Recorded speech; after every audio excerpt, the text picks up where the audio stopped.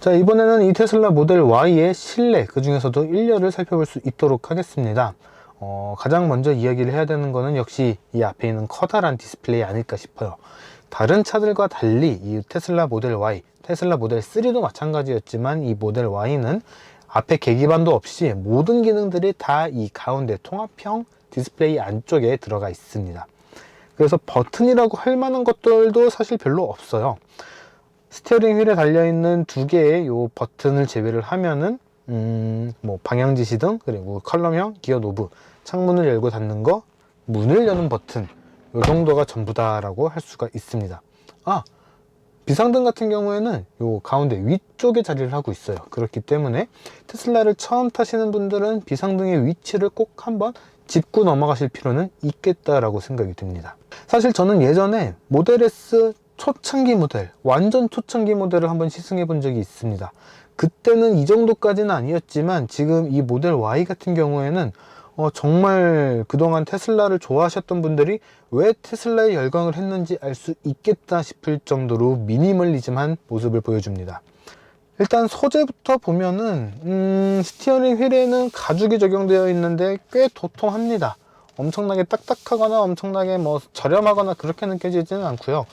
요 스티어링 휠의 직경도 꽤 괜찮은 편이고 림의 직경도 괜찮습니다. 가죽의 소재도 꽤 괜찮다고 느껴져요. 단차 이야기 많이 하시는데 적어도 이 모델, 지금 제가 시승하고 있는 이 시승차의 스티어링 휠은 그런 단차의 문제는 없는 것 같습니다. 손으로 만져지는 모든 부분에서 덜렁거린다거나 뭐 공간이 텅 비어 있다거나 그런 느낌은 전혀 들지 않고 있습니다. 이 스티어링 휠만큼은 완벽하게 만들어 놨다, 이렇게 이야기를 드릴 수 있을 것 같고요.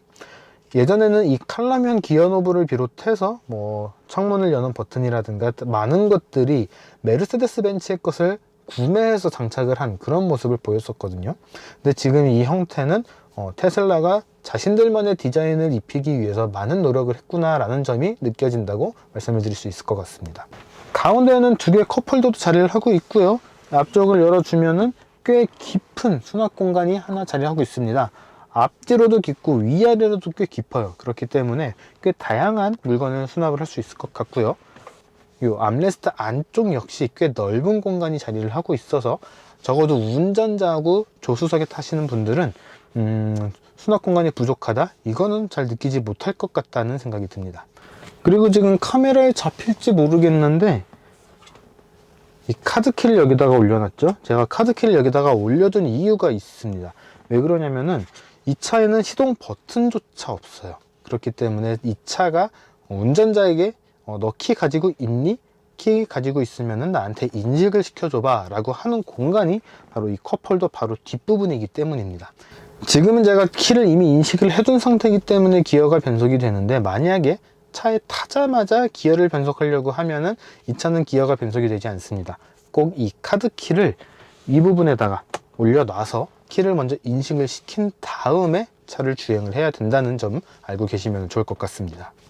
그리고 제가 이 디스플레이 아래다가 핸드폰 두 개를 거치해 놨죠. 이 부분이 무선 충전 패드예요. 무선 충전 패드라는 어떠한 표시도 없기 때문에 이게 뭘까, 왜 여기다가 이걸 놨을까 라고 생각을 하실 수도 있는데, 이 부분은 이제 무선 충전 패드이기 때문에 스마트폰을 올려두면은 자연스럽게 핸드폰을 충전을 하면서도 문자가 왔을 때는 당연히 보면 안 됩니다. 보면 안 되지만 간단하게 확인을 할 수 있는, 그냥 곁눈질로 보기 좋은 각도로 운전자에게 보여주기 있기 때문에 굉장히 편리하다고 이야기를 할 수가 있는 거죠. 그리고 또 한 가지 없는 것이 에어 벤트가 안 보입니다. 사실 에어 벤트가 없는 것은 아니고요, 자리를 하고 있는데 일반적으로 볼 수 있는 뭐 방향을 조절한다거나 그런 것들이 없습니다. 이제 뒷좌석에서는 보여드리겠지만 뒷좌석에서는 방향을 조절할 수 있는 것들이 있는데, 이 앞좌석에서는 이 방향, 송풍구 방향을 조절하는 부분이 없어요. 그러면 에어컨 바람이 나오기는 하는 걸까? 라고 생각을 하실 수도 있습니다. 그런데 분명 바람은 나와요. 이 대시보드하고 요 원목으로 지금 되어 있는 걸로 보이시죠? 이 부분 사이에 보면은 틈이 있어요. 이 틈새에서 바람이 부드럽게 나오고 있습니다.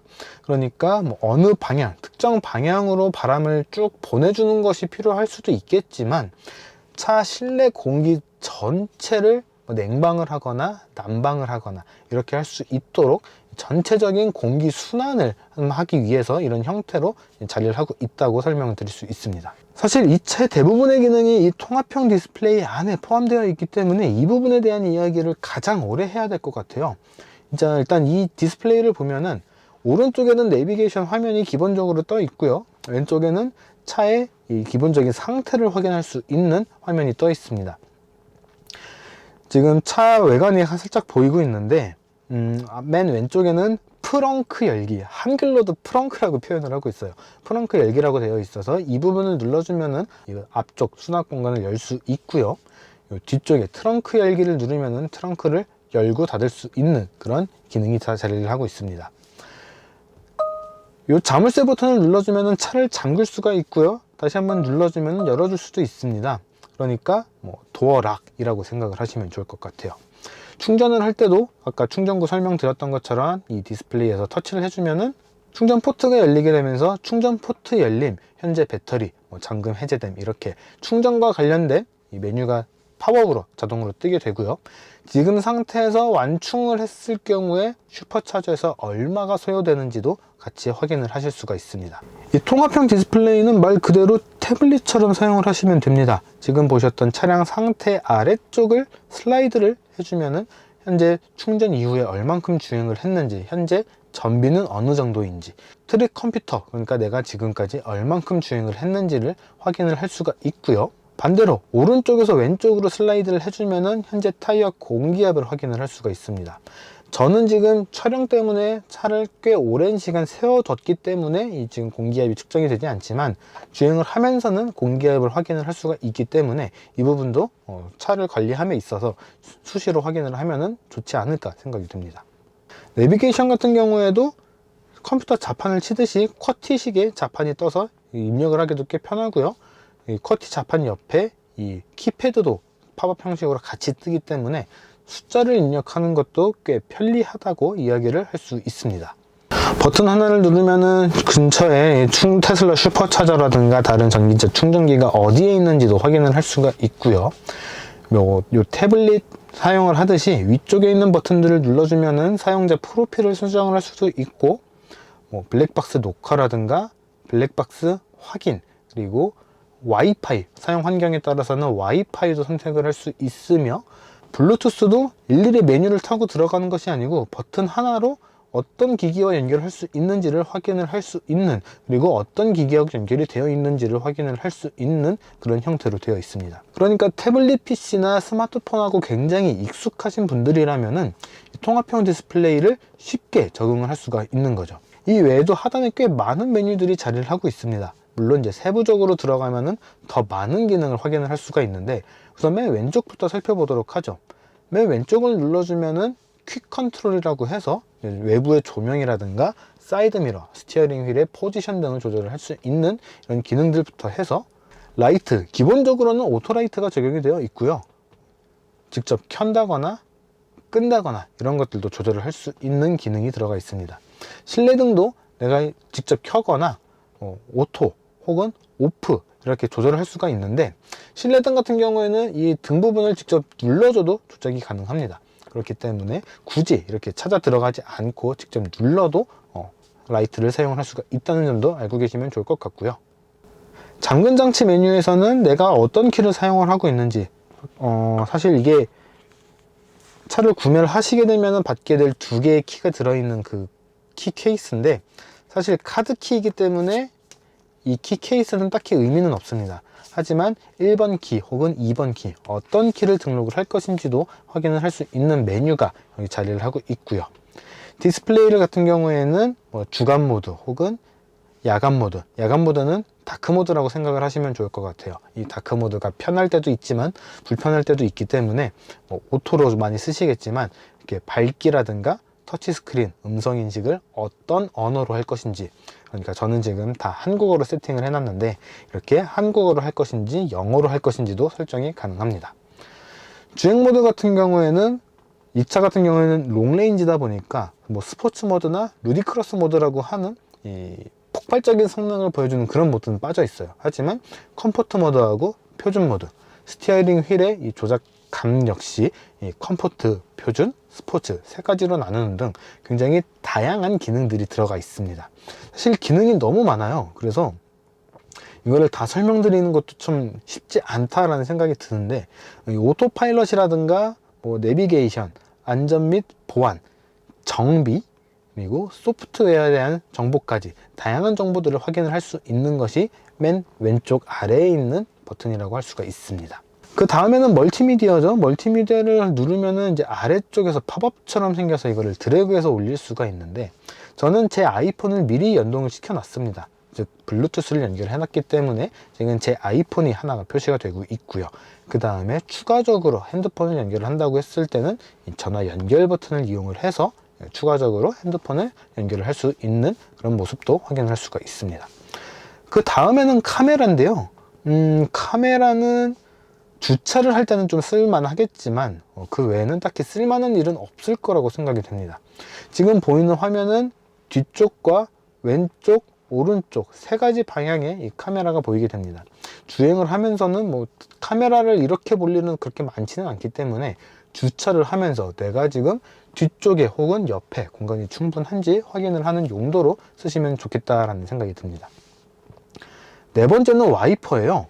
워시잭을 사용하는 그 버튼은 이제 방향지시 등에 있는 버튼을 눌러주면 되는데, 그냥 와이퍼를 누른다고 했을 때는 이 와이퍼 버튼을 누르고 이 와이퍼를 한 번 더 눌러주면은 1단, 2단, 3단, 4단 마지막 오토까지 이렇게 설정을 할 수가 있습니다. 보통은 오토로 두고 쓰는 것을 추천을 드리지만 상황에 따라서는 와이퍼를 아예 끄고 싶으신 분들도 계실 거기 때문에 이 와이퍼도 잘 조절을 하시면 좋을 것 같습니다. 일단 다섯 번째는 마지막에 설명드리고, 여섯 번째로 건너뛰면은 이거는 열선 시트예요. 이제 조수석과 운전석 따로 컨트롤 할 수가 있는데 3단계로 나눠지는 이 열선 시트 버튼이 자리를 하고 있고요. 그 다음에는 에어컨 조절 버튼입니다. 선풍기 팬처럼 되어 있는 버튼을 눌러주면은 에어컨을 아예 끌 것인지 아니면은 에어컨을 오토로 킬 것인지, 위쪽, 정면, 아래 어느 쪽으로 에어컨을 켤 것인지도 조정이 가능하고요. 주행을 하진 않지만 에어컨은 계속 켜두고 싶은 경우 뭐 온 버튼이라든가 차 안에 반려동물을 이제 잠시 두고 내린 경우를 대비를 해서 이 애견 모드를 선택을 하거나, 혹은 캠핑 요즘에도 많이 가시죠. 특히 요즘에는 코로나 때문에 노지 캠핑 많이 가실 텐데 캠핑 모드를 통해서 차의 전원 혹은 에어컨 공조장치를 계속해서 사용을 할 수 있는 그런 모드도 마련이 되어 있습니다. 뒷좌석 열선 버튼도 자리를 하고 있고, 마지막으로 맨 오른쪽에는 이 실내 볼륨을 조절할 수 있는 버튼이 자리를 하고 있습니다. 아까 건너뛴 기능을 한번 볼까요? 되게 많은데 호이호이? 이게 뭘까? 이름을 왜 이렇게 해놨는지 모르겠는데 호이호이라는 게 있어요. 이걸 눌러주면은 전화기가 뜹니다. 그러니까 아까 블루투스로 연결해 놨던 제 아이폰이 지금 통화 목록이 뜨고 있는 거죠. 연락처를 이제 볼 수도 있고요. 최근에 전화한 사람에게 전화를 할 수도 있고, 직접 번호를 눌러서 전화를 할 수도 있는 그런 환경이 딱 팝업으로 뜨게 되는 거죠.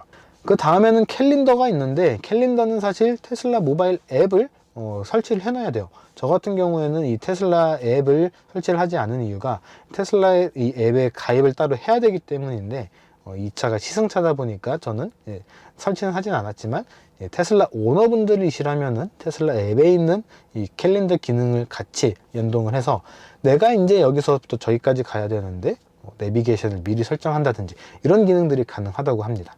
그러니까 이 테슬라를 정말 100% 활용하기 위해서는 테슬라 모바일 앱도 활용을 할 줄 알아야 되는 거죠. 카메라 같은 경우에는 아까 보여드렸던 카메라하고 같은 기능이고요. 에너지 탭을 누르면은 지금의 에너지 효율을 측정을 할 수가 있습니다. 지금까지 어떤 효율로 주행을 했고 얼만큼을 더 갈 수 있는지를 확인할 수가 있는 거예요. 지금 이 차 같은 경우에는 촬영을 하면서 계속 시동을 걸어둔 덕분에 예상 거리가 348km 더 주행이 가능하다 이렇게 표시가 되고 있는데, 처음에 이 시승차를 받았을 때, 그러니까 배터리가 100%가 다 차 있을 때는 490km가 표시가 되고 있었습니다. 이 부분은 참고를 하시면 좋을 것 같아요. 그 외에도 내비게이션을 설정을 하면은 이렇게 가면은 몇 킬로를 갈 수 있으니까 충분히 갈 수가 있어, 이렇게 가면은 주행거리가 부족하니까 어디 들러서 충전을 하고 가는 것이 좋겠어, 이런 것들을 제안을 해주는 그런 기능이 포함되어 있습니다. 그 다음에 있는 거는 이제 충전이라는 탭인데요. 내가 충전을 어디까지 할 건지, 아까 이 충전구 포트를 열 때 띄었던 그 포트 화면이 다시 한번 뜨게 되고요. 인터넷 버튼을 누르게 되면은 말 그대로 인터넷 화면이 뜨게 됩니다. 사실 반응 속도가 그렇게 빠르지는 않아요. 이게 와이파이에 연결이 되어 있으면은 훨씬 빠르겠지만, 보통은 운전하다가 잠깐 멈춰서 어딘가에서 쉬고 있을 때 하게 되지 않을까 싶은데, 차에서 인터넷 얼만큼 하게 될지는 모르겠지만 없는 것보다는 훨씬 더 수월하게 뭔가를 정보를 찾을 수 있지 않을까라고 생각이 듭니다. 그 다음에는 이제 엔터테인먼트하고 토이박스라는 것이 있는데, 엔터테인먼트를 먼저 살펴보면은요, 게임을 할 수도 있고요, 넷플릭스나 유튜브, 트위치 혹은 이 테슬라 튜토리얼즈, 그러니까 이 사용 설명서를 확인을 할 수 있는 그런 메뉴입니다.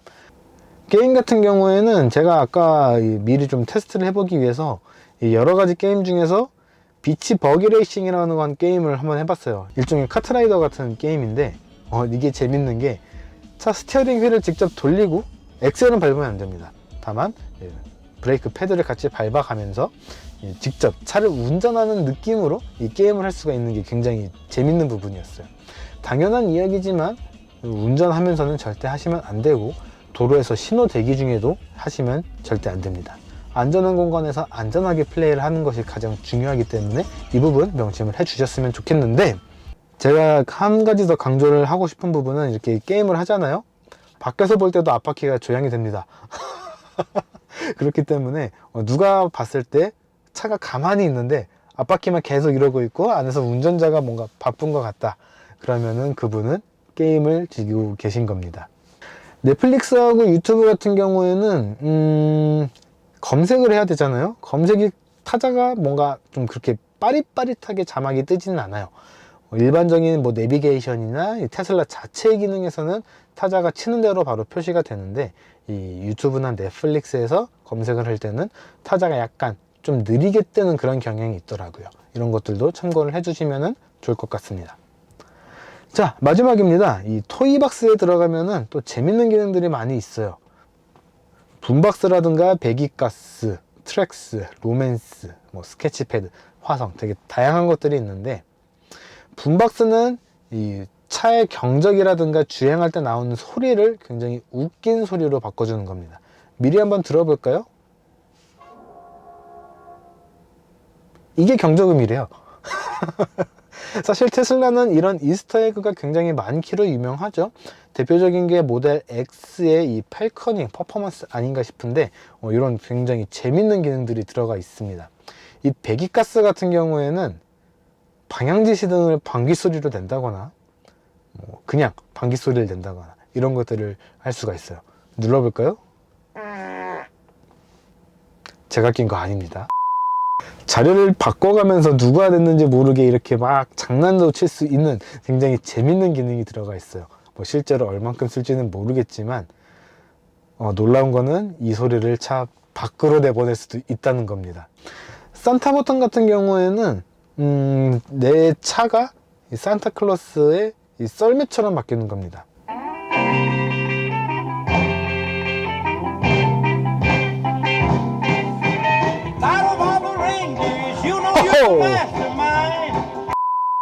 이걸 한번 키면은 끄는 게 쉽지 않아요. 아니면은 호호호라고 말하세요 라고 하는데, 말하자마자 꺼지는 게 아니기 때문에 함부로 누르지는 않으셨으면 좋겠습니다. 분위기 띄우기라고 해서 외부 징글벨이라는 게 있는데, 이거는 지금 누르면은 밖에가 굉장히 소란스러워질 것 같아서 이거는 해보지 않도록 하겠습니다. 자, 이번에는 테슬라 모델 Y의 2열을 살펴볼 수 있도록 하겠습니다. 말씀드리기 전에 저는 두 가지 때문에 놀라고 시작을 해야 될 것 같아요. 어떤 거냐면은, 첫 번째는 앞좌석, 그리고 다른 테슬라 모델들과 마찬가지로 정말 아무것도 없다는 거고요. 두 번째는, 야, 이렇게 아무것도 없음에도 불구하고 정말 넓은 공간, 그리고 편안함, 다시 말해 편안한 공간감이 느껴진다는 것이 좀 놀라운 점이라고 생각이 듭니다. 방금 말씀드린 것처럼 뭐가 정말 없기는 해요. 수납 공간도 앞좌석 등받이에 있는 포켓, 그리고 도어 아래쪽에 있는 수납 공간, 그리고 가운데 팔걸이에 있는 이 컵홀더 이 정도가 끝이거든요. 그럼에도 불구하고 불편하다거나 뭔가 더 있었으면 좋겠다라는 생각은 잘 들지 않습니다. 가운데 에어벤트가 자리를 하고 있고 그 아래에 정말 글자도 안 써있게 나 있어요 라고 하는 듯한 형태의 두 개의 USB-C 타입 포트만 자리를 하고 있고 12V 파워 아울렛도 없어요. 아까 뒤쪽에서 설명을 안 드리긴 했는데 트렁크에 있는 12V 파워 아울렛이 이 차에서 만날 수 있는 12V 파워 아울렛의 전부입니다. 그 정도로 아무것도 없다라고 할 수 있는데 정말 이렇게 아무것도 없음에도 불구하고 공간이 정말 편안하게 느껴지고 넓게 느껴져요. 이렇게 느껴지는 이유 중에 하나는 역시 요 글라스죠. 글라스 루프가 아닌가 싶습니다. 앞좌석에서는 사실 크게 티가 나지 않아서 말씀을 안 드렸는데 지금 뒷좌석에 와서 보면은 지금 제 머리 있는 부분부터 해서 앞쪽에 요 선바이저 있는 데까지 굉장히 광활한 이 루프 글라스가 적용이 되어 있습니다. 좌우로도 요 옆에 요 기둥 부분 있죠. 이 기둥부터 반대쪽 기둥까지 말 그대로 천장을 전부 다 유리로 만들어 놨어요. 이 곡률도 굉장히 매끄럽고요. 약간의 컬러가 들어가 있어서 밖에서 들어오는 햇빛도 잘 막아주고, 지금 이 차 같은 경우에는 이제 뒷좌석에는 프라이빗 글라스라 그러죠. 약간 짙은 색의 글라스가 들어가 있기 때문에 이 뒷좌석에서는 앞좌석보다 더 안락한 느낌이 드는 것이 사실입니다. 정말 아무것도 없음에도 이런 안락함을 느낄 수 있다는 것은 정말 대단한 점 아닌가 생각이 들어요. 그리고 트렁크를 이야기할 때 미리 말씀을 드렸죠. 이 뒷좌석 시트 같은 경우에는 4대 2대 4로 폴딩이 가능합니다.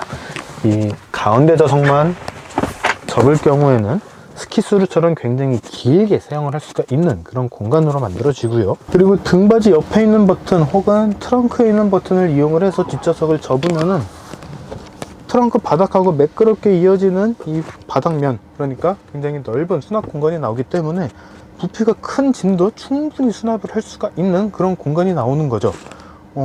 만약에 지금 제가 앉아있는 이 좌석까지 접게 된다면 정말 넓은 공간을 확인을 할 수 있습니다. 그리고 이 용도는 아니겠지만 등받이 각도를 두 가지로 조절할 수가 있습니다. 지금 이쪽 카메라에선 보일 텐데 약간 세운 형태의 등받이 각도고요, 완전히 끝까지 뒤로 민 형태의 등받이 각도입니다.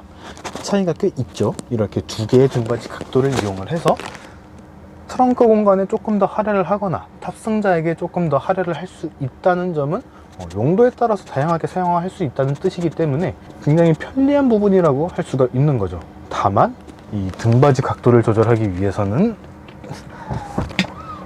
눌러야 되는 버튼이 좀 불편한 위치에 있다는 것 정도, 이것이 단점이라고 할 수가 있겠네요. 근데 일단 공간 자체가 굉장히 넓어요. 발 공간도 굉장히 넓고 무릎 공간, 심지어 무릎 공간도 많이 아시죠? 제가 덩치가 상당하다는 거. 그렇기 때문에 제가 탔을 때 어지간해서는 이 무릎 공간, 발 공간이 넓다라는 이야기를 하기가 쉽지가 않은데 정말 넓어요.